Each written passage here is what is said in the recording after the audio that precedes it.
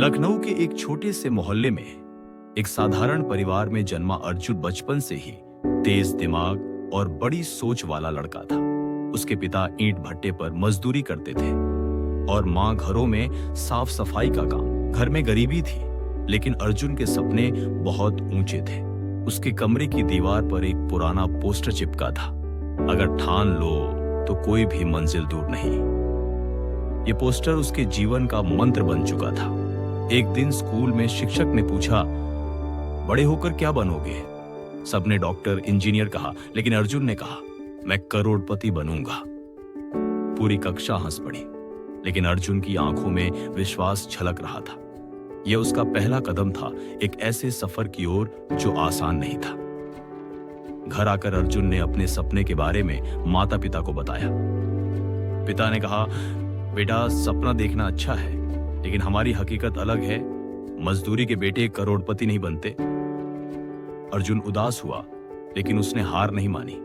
एक दिन वह एक लोकल बिजनेस सेमिनार में गया, जहां एक सफल उद्यमी ने कहा, अगर आपके पास सोचने की शक्ति है और मेहनत करने का जज्बा, तो आप कुछ भी कर सकते हो। यहीं से अर्जुन को अपने जीवन का पहला मार्गदर्शक मिला, एक किताब, रिच डैड पुअर डैड। उसने पढ़ना शुरू किया और ज्ञान अर्जित किया। स्कूल खत्म होते ही अर्जुन ने पढ़ाई के साथ साथ एक मोबाइल रिपेयरिंग की दुकान में पार्ट टाइम काम शुरू किया। वहां से उसने टेक्नोलॉजी का ज्ञान लिया और हर रात यूट्यूब से डिजिटल मार्केटिंग सीखने लगा। उसने 500 रुपए से मोबाइल एक्सेसरीज बेचने का काम शुरू किया। मोहल्ले के लोग मजाक उड़ाते थे, ये मजदूर का बेटा क्या बिजनेस करेगा? लेकिन अर्जुन हर ताने को चुनौती समझकर आगे बढ़ता गया। धीरे धीरे उसका छोटा व्यापार ऑनलाइन आ गया।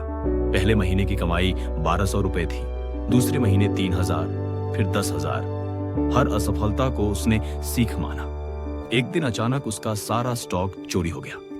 जो भी कमाया था सब खत्म। अर्जुन टूट चुका था।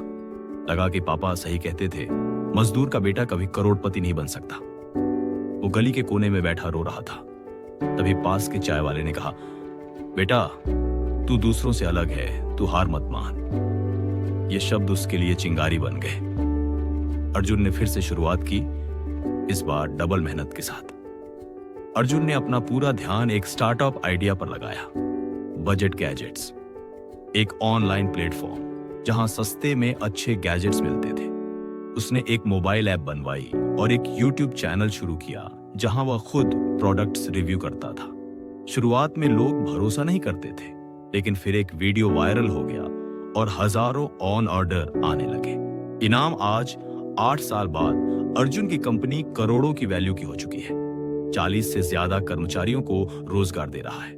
वही मजदूर का बेटा आज शहर के सबसे ऊंचे अपार्टमेंट में रहता है और हर साल अपने पापा को मजदूर दिवस पर सम्मानित करता है।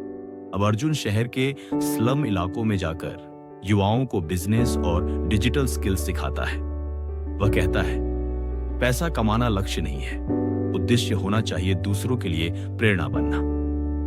नैतिक शिक्षा, इच्छा शक्ति अगर सच्ची हो तो कोई भी राह मुश्किल नहीं होती। अर्जुन की कहानी हमें सिखाती है कि हालात कैसे भी हों, अगर तुम हार नहीं मानोगे तो एक दिन सफलता तुम्हारे कदम चूमेगी। अगर आपको यह कहानी प्रेरणादायक लगी हो तो इसे लाइक और शेयर जरूर करें।